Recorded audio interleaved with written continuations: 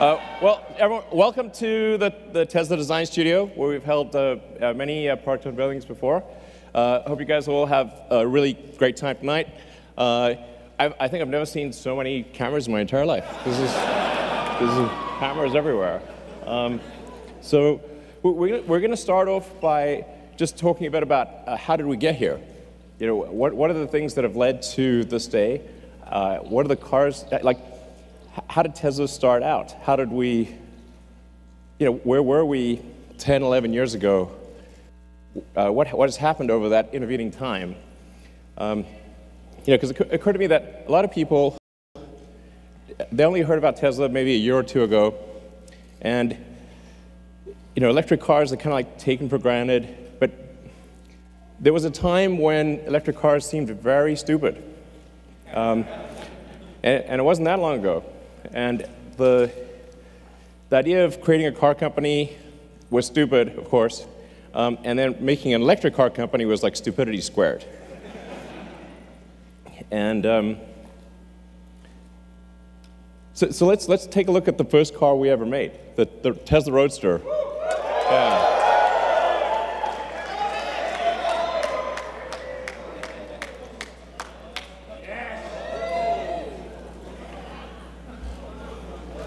All right. It's a bit small. It's great. It's great. So the crazy thing is, if you go back 11 years today, Tesla had made one car, that car. That's serial number 1 of Tesla. So that's my car, actually. So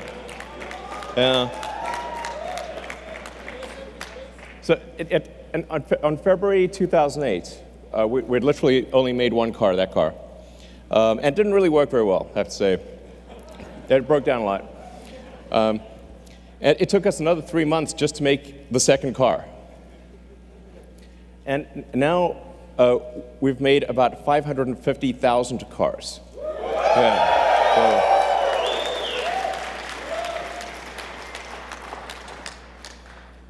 And after the Roadster, essentially what happened with the Roadster is we said, okay, we want to make a car, we want to really break the mold about how do people think about electric cars. They think about electric cars being slow and ugly and poor performance. So we wanted to have a sports car, a car that is fast, looks good, sexy. That's right. Ha ha. You took the words out of my mouth. Exactly. Sexier. That's right. So the Roadster, the reason we did a sports car is we wanted to create a car that would break the mold for electric vehicles, and that would be sexy and fast and long range, and that's why we did the Roadster. People say that, well, you won't be able to make a car with those specifications, and if you do, nobody will buy it. So we had to prove those two things wrong.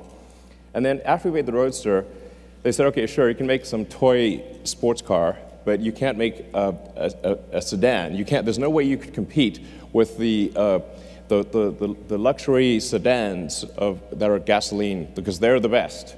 And there's no way you could make an electric car that's like that. So we did. Model S.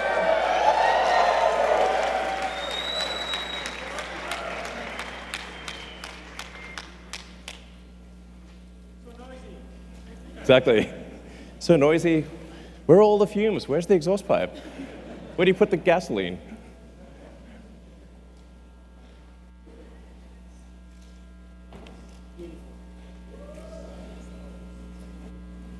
Yeah.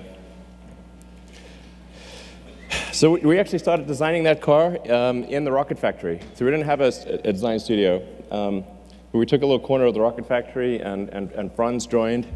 And we just, with a tiny crew in a corner of the rocket factory, we designed that car. I think that car was really important because it was competing against the best of the gasoline cars. So if you can make an electric car that can beat the best of the gasoline cars, it's a very powerful statement to prove that you can go electric. So then, working on from the Model S, which, by the way, in terms of where the name comes from, actually, I like calling things what they are. So Roadster is called Roadster because it's a roadster. There is no, there is no good word for sedan. So we couldn't call it the sedan. It wouldn't work. Or saloon. There's just like literally no word. So the Model S stands for sedan. And this is how out of touch I was. I actually didn't realize at the time that Model S also means models. and then I had like at one point a license plate that said Model S2 because it was like the second production Model S. And it was like, and as I was walking away from my car, I said, "Wow, what a jerk! His license plate says Models 2." Yeah, I'm like, okay, better not have that license plate. So, but then going from the Model S, we said, okay, we want to make the best SUV in the world. We want to do something. We kind of got carried away actually with the Model X. We was like, let's have practically every technology and whiz-bang thing we could possibly think of. The Model X is like, as a car, it's like a Fabergé egg meets a spaceship. It's like, it was insanely difficult. But it is an amazing vehicle. Let's bring it out.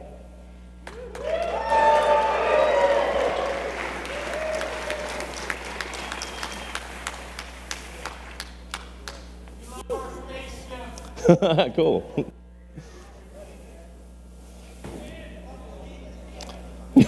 Yeah. You can see a certain position forming, maybe.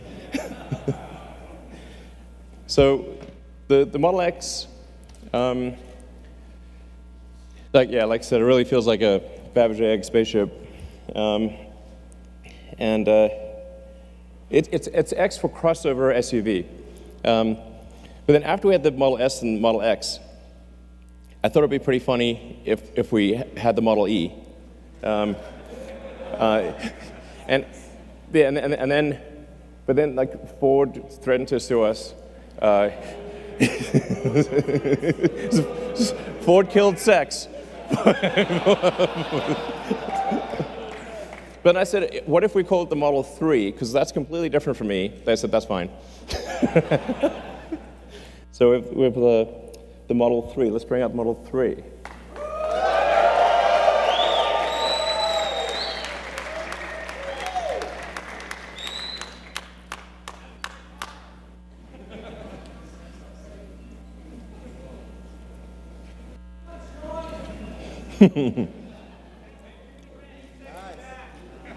That's right, exactly. Exactly, smart summon with a person.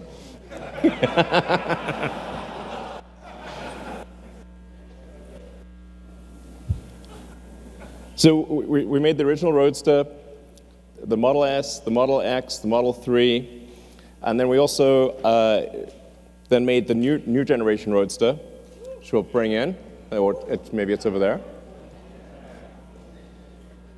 Go, it's coming in. New Roadster. Exactly. Maybe it's, oh, it's there. Yeah, there we go.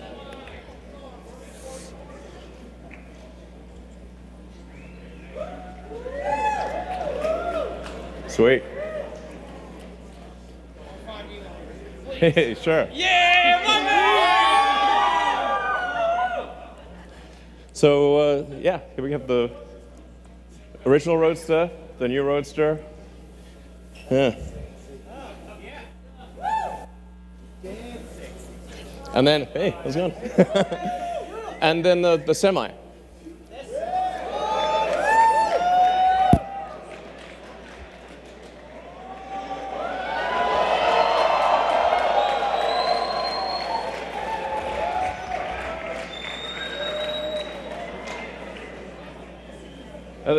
Actually, the Tesla Semi drove here nonstop all the way from the Bay Area.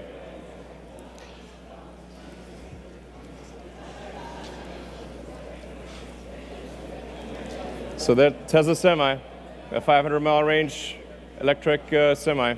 I learned to actually, only after naming the thing, that semi has two meanings. So it's semi-sexy.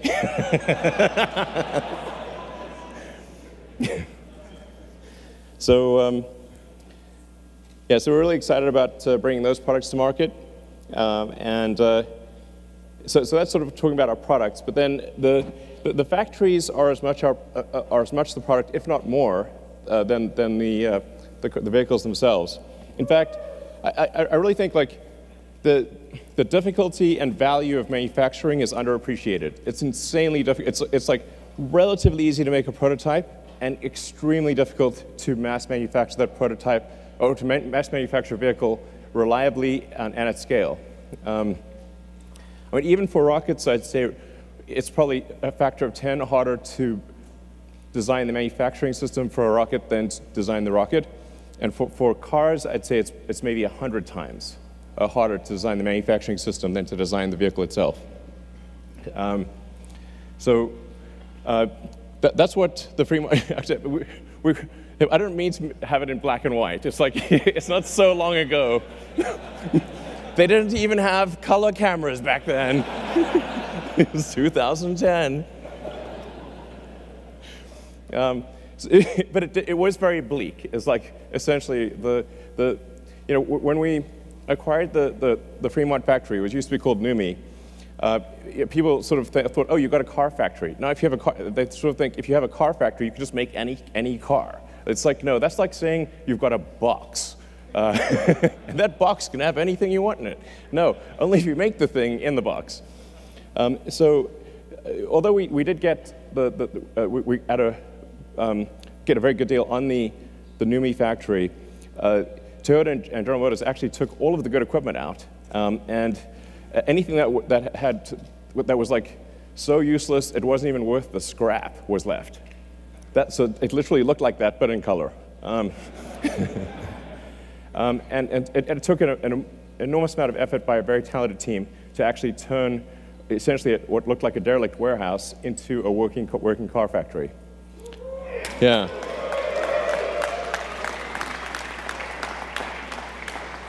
So, and in fact, like today, the Fremont factory, which is an enormous building, I think it's like the second or third biggest building in the world by footprint, is so dense, so densely packed with people and robots. Well, this picture has like robots, but there's 20,000 people that work at the Fremont factory across 4 or 5 shifts.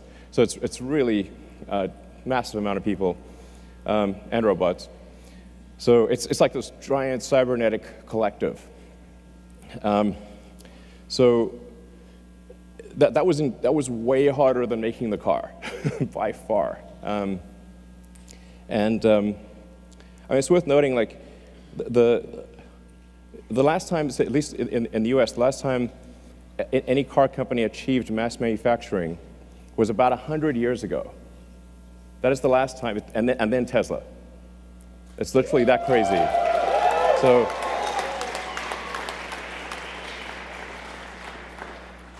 the issue is definitely not coming up with a car design. It is absolutely all about building the production system.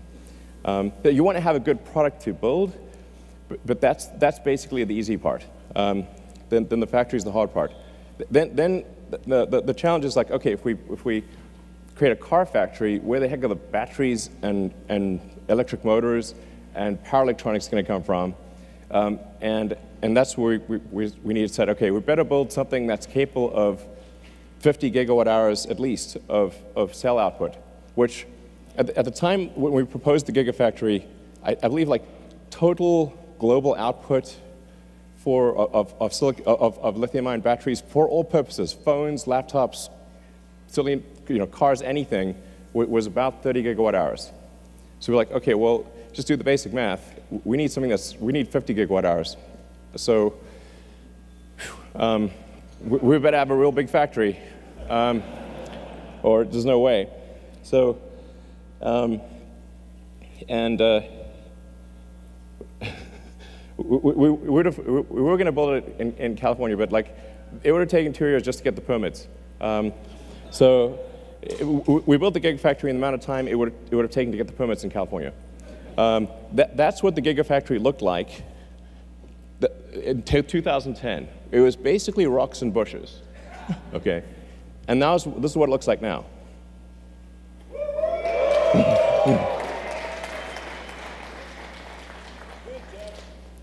Yeah. So, and it's only about a third complete. So this when complete, I think it's about 4 or 5 times the size of the Pentagon. So it's kind of difficult to appreciate scale, but that thing, although it's really quite tall, it's like 70 feet tall. So the volume of it is just mind-blowing. It takes 2 hours just to walk around it. So, you know, again, it's work of a tremendously talented team working like crazy, like tens of thousands of people to produce this factory. And today it produces more lithium-ion than the rest of the world combined. So,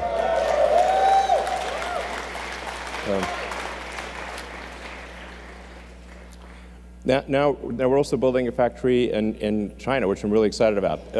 As you can see, this very impressive. Very impressive. A large puddle.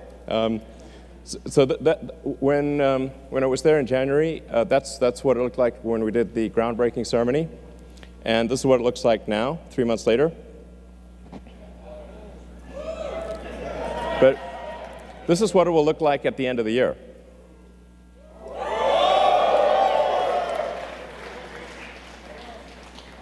So things are moving fast, and this will actually be, once it's complete, the equivalent of our Fremont car factory plus our Nevada battery Gigafactory combined. Yeah, so it's integrating the two, which kind of makes sense.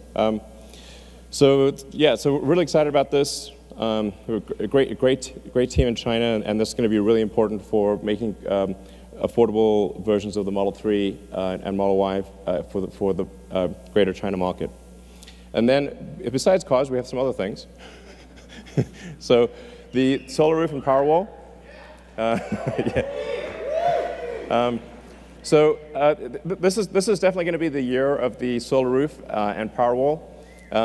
Because of like extreme challenges with the Model 3 production, we have to basically allocate all resources to Model 3 production because otherwise we're going to die.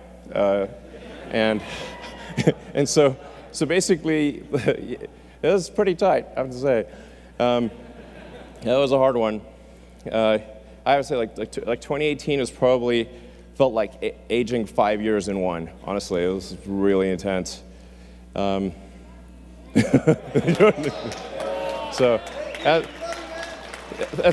thank you for supporting Tesla through this difficult period. Thank you. Yeah.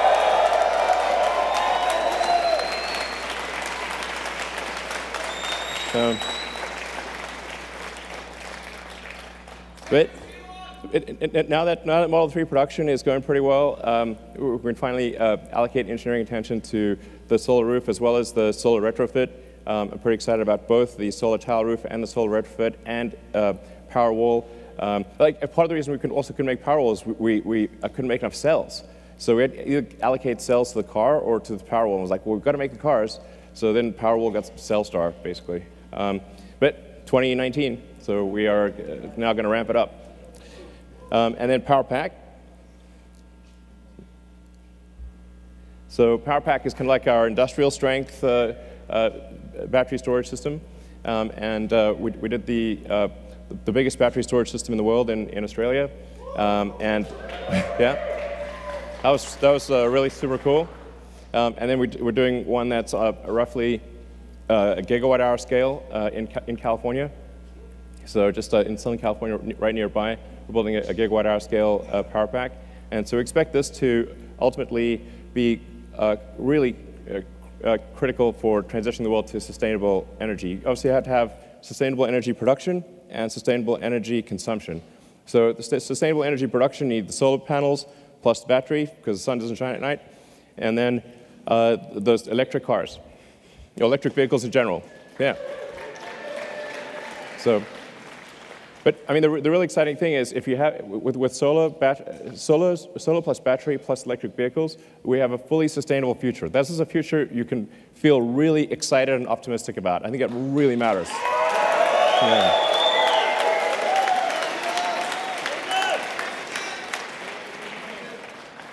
And then supercharging. So, the first, in 2010, we had 0 superchargers. So there was no, you couldn't really drive long distances with an electric car in 2010. So it was like, well, okay, we better have some high-power chargers, otherwise it's going to be extremely inconvenient to drive long distances. So built into the Model S, was a high-voltage DC bypass directly to the pack, so you can just sort of mainline power right into the pack. And then we stick it. Then nobody was building high-power chargers, so like, okay, we better build these high-power chargers because nobody's building them. And so we went from 0 superchargers to building a global network of superchargers. Yeah. Yeah. So.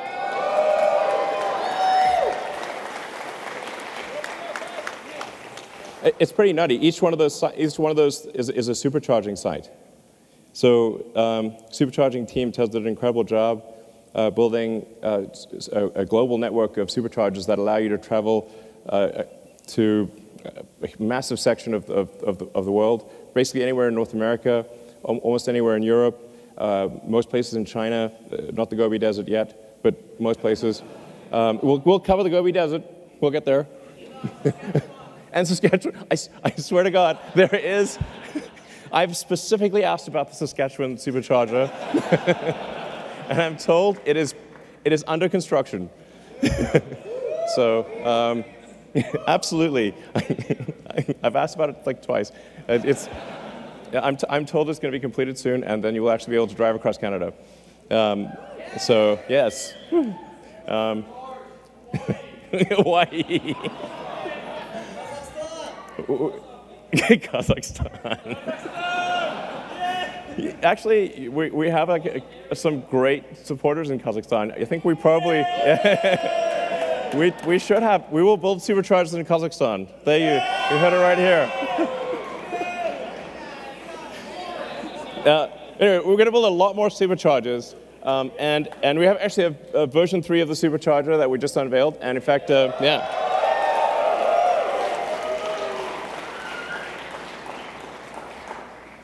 So the superchargers actually started out only at about 75 kilowatts, and now they're at, with version 3, 250 kilowatts, and we think probably can even go a little higher than that. And so if you've got a long-range Model 3, it's capable of charging at about 1,000 miles an hour or 1,600 kilometers an hour. Yeah. So and we have one working in the Bay Area, and then the one here at the design studio is also working as of tonight. So yeah.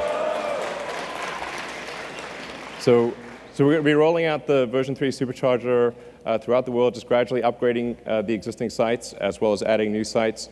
So we did slow down the supercharger rollout a little bit because we wanted them to be version 3 instead of version 2. But now that we have version 3 running, and we're going to spool up production, and so you're going to have like a radical improvement in supercharging worldwide by sometime next year. Yeah. So in terms of where we are today, we got obviously the S3 and the X. We've made, I think, 550,000 vehicles, something like that. 12 months from now, we will have made about 1 million vehicles. So it's pretty wild to think that 11 years ago today, we had made literally 1 car, and a year from now, we will have made 1 million. Yeah. I mean, this is a testament to the incredible talent and effort of the people at Tesla. I'll just say thank you to people at Tesla. You guys are incredible.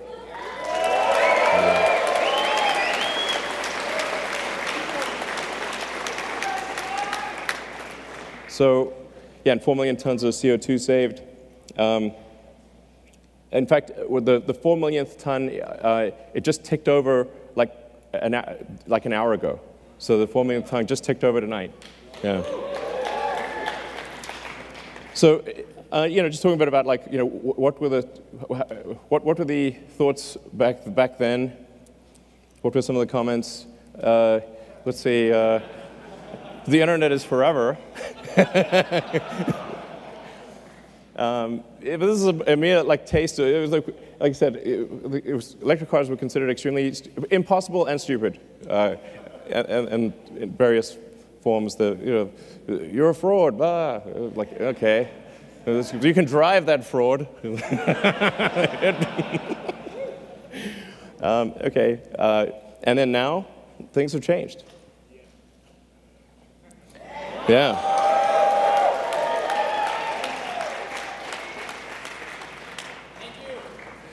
The goal of Tesla was literally this, is like, to what degree, in fact, when we created it, we're like, okay, the fundamental historic good of Tesla should be measured by the degree to which we accelerate the advent of sustainable energy and transport. And our goal all along has been to try to get the rest of the car industry to go electric. We did a joint venture thing with Toyota and with Mercedes. We open sourced our patents 3 or 4 years ago. Made them freely available, so it's extremely rewarding to see that the rest of the industry is going electric. This is great.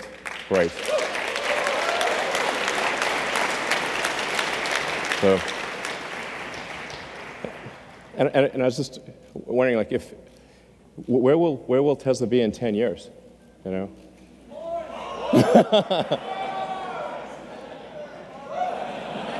Mars. Exactly. We will be driving a Tesla on Mars. I think we could. I think we actually could. Okay. Tesla will be on Mars in 10 years. I think it will.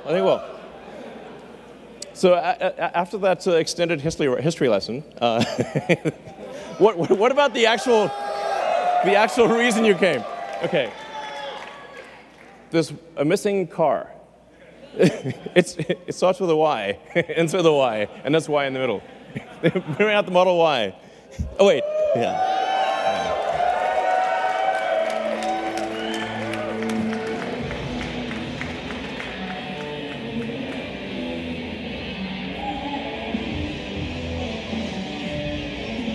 Extended history lesson.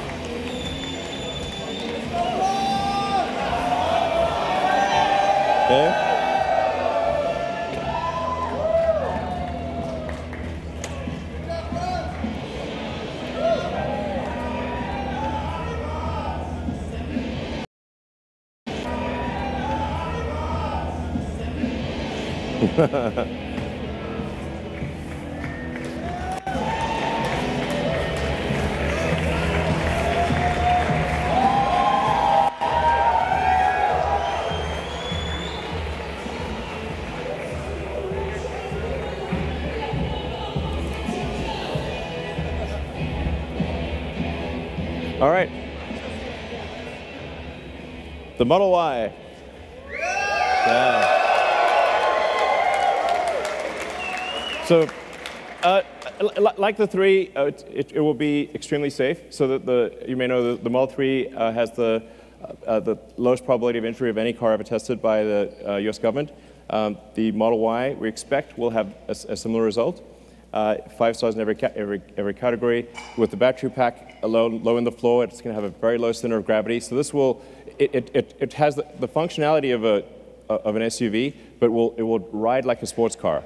So this thing will be really tight in corners, and we expect it will be the safest mid-sized SUV in the world by far. And at Tesla, we actually always design with safety as the #1 goal. It's like people think, okay, performance, sure, but safety first. This is actually by far the most important thing. But it's also going to have incredible performance. So we expect to have a 3.5 seconds 0 to 60. Yeah, it's good. And very low center of gravity, so great handling. It's testing out at a 0.23 drag coefficient, which is extremely good for an SUV. And in terms of range, 300 miles. Yeah. So we expect to have an EPA range of, an actual true usable range of 300 miles. So, yeah. Yeah. From an interior standpoint, it has a panoramic glass roof. And by the way, after I'm done here, you guys will be able to come up and check out the car. So it's so it's going to have a panoramic glass roof. It really feels like, just like the Model 3, if you're in the car, it just feels like you can see the sky. Seat 7, 66 cubic feet. Obviously autopilot and all that. As I've said publicly, we expect to be feature complete with self-driving sometime later this year. And then as we prove out the safety with billions of miles and kilometers, we will, from our standpoint, feel it's safe enough to not pay attention and then get the regulatory approval sometime thereafter. But the cool thing is feature complete. It'll be able to do basically anything by the end of this year, just with software upgrades, which is pretty cool. So let's see, Model Y lineup. OK, there you go. So yeah, the basically long-range one we expect to be about $47,000, and then sometime in 2021 we'll have the sort of standard version, which will have a $39,000 price point. So yeah.